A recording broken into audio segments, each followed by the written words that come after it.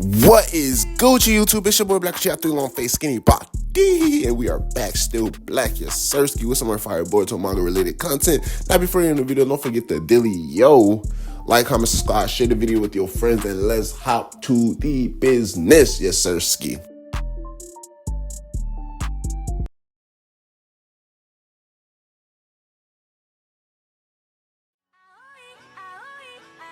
Nine mountains and 8 seas make one world. 1,000 worlds make one chiliocosm. One chiliocosm. Now this is a pretty interesting topic. First of all, let's get it out the way. It's officially stamped, right? Especially if you get a solo video dedicated to you. Inojin, like, at this point, if y'all don't know, like, Inojin is Mangekyo gang material. He's officially, like, ain't no questions about it. Like, he's there. He's probably still the rookie of the group, but like, he's there. He's in the group. He's Mangekyo gang officiate, right? So my guy Inojin has had an interesting run throughout Boruto 2 Blue Vortex, and my whole question is, are they playing this whole Inojin's chakra flow has stopped, he's unconscious, we have to wait until he wakes up, as a way or a gateway to allow Inojin to not only one, eventually come into Boruto's side, but know the truth about Omnipotence and the truth about Kawaki and what actually occurred throughout, the time, especially within these last 3 years. Now, I say this because it's real interesting, right? A lot of the notions, a lot of the ideas or feels that I get from these victims that are caught in these trees, particularly figures like, Sasuke, figures like Moegi, and even in the recent chapters, figures like Shinki, I can't seem to shake the idea that prior to, Jura's defeat, prior to the main Tentails to defeat all the Shinju's eradication and erasure from Earth, there will be more than likely 1 or 2 individuals who are going to be freed from their respective trees first. Now, in the notion that, as we've seen take place in chapter 13, Hidari was defeated. Ultimately, his Thorn Soul bulb came to fruition. And at that point, Boruto then proceeded to make the efforts to save Sasuke. Now, in a perfect world, in a similar situation / scenario, let's say a situation occurs along those lines where a Thorn Soul bulb presents itself after the defeat of said Shinju, then said perpetrator who defeated the Shinju would be able to use that Thorn Soul to revive the trapped person, the trapped individual inside of the tree by whichever means necessary. Now, I think it's universally accepted that once these individuals are released from the tree, nothing is going to be the same. Now, whether you believe they get stronger, whether you believe they get some boost from Tentails, Cold's chakra, Ishiki's essence, Shinju chakra, or somewhere along those lines, there is going to be changes amongst these individuals. Now, my whole notion was, amongst the free ones, the ones who are going to get free individually prior to the ultimate defeat of the Shinju, those specific individuals will be key figures in Boruto's aid and efforts, meaning that once freed from these trees, because of whatever we know, wood releasing Hashirama cells has been the go-to game changer for if Kishimoto, Ikimoto, anybody at this point, if they reach a hump in the story, they're either going to take an idea or going to take Hashirama cells itself and just implement it and switch things up when it comes from wood style to just taking the whole entire iteration and just saying, okay, we're going to use Shibai cells at this point. We're just going to call this nanotech. We're just going to call this scientific ninja tech. Hashirama cells is the foundation for a lot of this stuff, right? So with all of the ins and outs and some the in-betweens with wood style and in particularly Hashirama cells and all of these notions, we understand the severity and the effectiveness that wood style poses not only towards nature energy, but towards just chakra in general, with its absorption, consumption, and ability to also reproduce that chakra in a way. But we know, in the terms of wood style, its connection to chakra is very deep, is very intimate. Now, we understand that these tree, victims are quote unquote under pseudo divine trees, failed divine trees.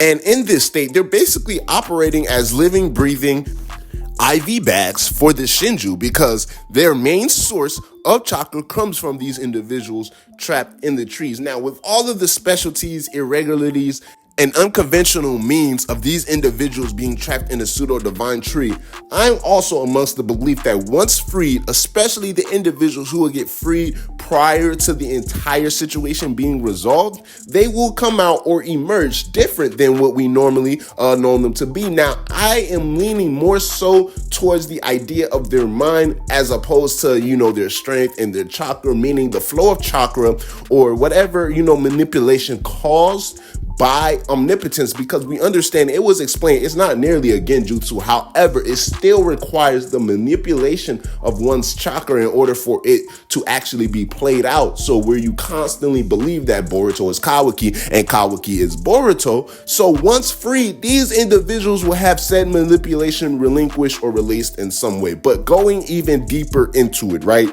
aside from the tree people, because I'm still of that belief, we look at Inojin and the setup for his character throughout TBV, and now we understand a lot, me especially, in the start, making fun of Inojin for the famous line, "Don't worry, Himawari." Quote, let me stop actually, because this line came so famously after, mind you guys, after Shikadai said, it doesn't matter if it's Master Sasuke or not, let's not hesitate, to go for the kill. And then Inojin has the goal to say, don't worry, Himawari, I'm going to protect you, right? So we all had a ball with that, because I'm like, protect her from what? What are you talking about, my guy?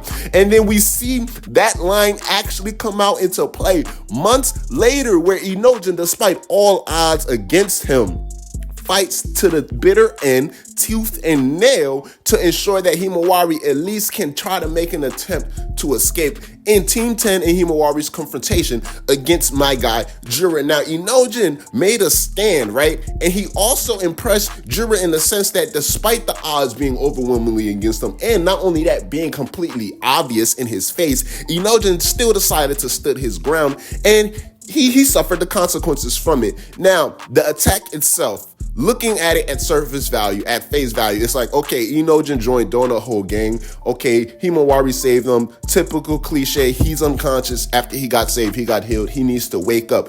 But Sakura said a couple of interesting things that really made some questions, and also gave life to the debate of what is the true effectiveness of Inojin's current position. Is it one, Jura's wood style that impaled him, or two, the way that Himawari initially healed him? Because not only is this her first time healing, but during her first time healing, it's an injury that damn near no rookie healer should ever attempt, let alone actually accomplish doing. So it can be a lot of trickery in terms of whatever Himawari did, and her new coming into being as not necessarily a Jinchuriki, as Jura stated, more so closer to being a Shinju than one of those. But still, with those two scenarios, Jura's wood style, Himawari's healing, even with both cases, it still doesn't negate the 100% fact that one, Inojin is unconscious, and two, his chakra flow has been stopped to some sort of degree. Now, Sakura states that with her slowly inputting and, recirculating the flow of chakra within Inojin's body, he should be able to wake up soon. Now, the complete stop of chakra flow, chakra going to absolute zero means absolute death.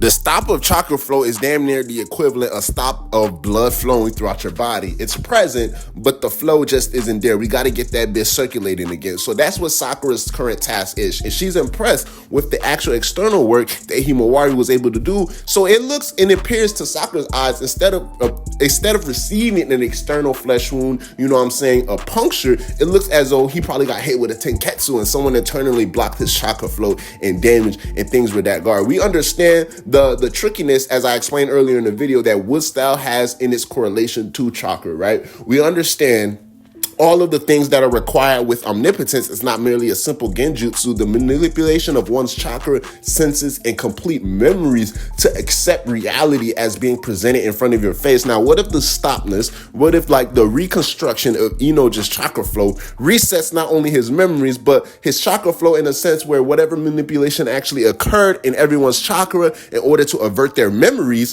the reset that happened in Inojin, whether it be thanks to, Jura and his his impaling of the wood style and the stopping of the chakra flow or whatever shenanigans occur with Himawari and her healing factors towards Inojin. But once he awakens, right, not only will his head be fuzzy, but for some reason, he's going to have memories intertwining with both Boruto and Kawaki's faces. But that's not going to be the kicker. The kicker is always going to tie back to Himawari, her infamous line in chapter 1. For some reason, she still feels like Naruto is alive, and she's doing all of this training, right, to help Boruto. Now, out of everybody in Team 10, they all had shocked expressions, but out of everyone in Team 10 who heard Himawari's declaration, Inojin was the only one who not only out loud stated that he would protect Himawari, but put his life on the line in that regard, despite, Shigadai come out saying, hey, that guy is a traitor, and Chocho coming out saying, like, I don't think you should be saying that out loud. I don't want too many people to hear you. Inojin stood 10 toes down. So everything can be coming back into full circle to where he wakes up, his head is fuzzy, and then obviously we have Ino in the middle of a hot sea trying to figure out why the hell is Shikamaru acting like that, and now she still has to have a conversation with her husband because she has to understand her husband heard the same conversation that gave Shikamaru fruition to even go down this path, because Amato admitted to the truth and his memories being altered. So we have all of these factors being played around Ino, and Inojin can be one of those major factors. But once waking up and finding out his memories are intertangled and it's hazy, and for some reason, despite how much adamant he's been over the past 3 years, that resentment and hatefulness he felt towards Boruto, he starts to understand that it was genuinely misplaced. So now, instead of relying on his faulty memories or blurry memories, he goes off of his experiences. Okay, so Boruto saved the village. Boom. Prior to Boruto saving the village, we had Himawari flat out said she wanted to help Boruto. And even on that note, she said she thinks Naruto's alive. There's too many questions going on, and I don't think any of these can be answered with Boruto being dead. So in that regard, in that notion, I believe Inojin might come full circle and ask Himawari, double down. What do you mean you think Naruto's alive? And then from there, we go in full throttle. I don't know. There's just a little bit of ins and outs, a little sew-ins that could come from the in-betweens. But let me know what y'all think ultimately, especially with Inojin. But, with the individuals trapped inside of the trees, the pseudo-divine trees, them waking up, having their chakra manipulated in a way, in a sense, and reverted back to original. But especially with Inojin's case, once he's completely healed by Sakura, once he's wake up, all of the cards have been being played out for us ever since chapter 1. Inojin has been set up for a very important role. Unbeknownst to us, we just couldn't put our, our finger on it. But now we see things are actually coming into play, and we see that Inojin's connection with Himawari definitely might be a huge factor. But once waking up, how do y'all think? I don't want to say necessarily everything is back to normal, like, oh snap, it's been Boruto this whole time, but more so, he starts to remember things and he can't question and he can't actually pinpoint what is real and what is not. So some things that, in his memory that he sees as Kawaki is starting to revert back to Boruto, but some things are staying as Kawaki, so he has to find out his own answers in his own way. Let me know what y'all thoughts, and how do y'all think Inojin's role will actually be going forward into Blue Vortex, and do y'all think its importance will skyrocket it to this type of degree? Let me know y'all thoughts. It's your boy Black Child. Holla at your boy. I'ma holla at y'all. Black Child. Yes, sir. Ski.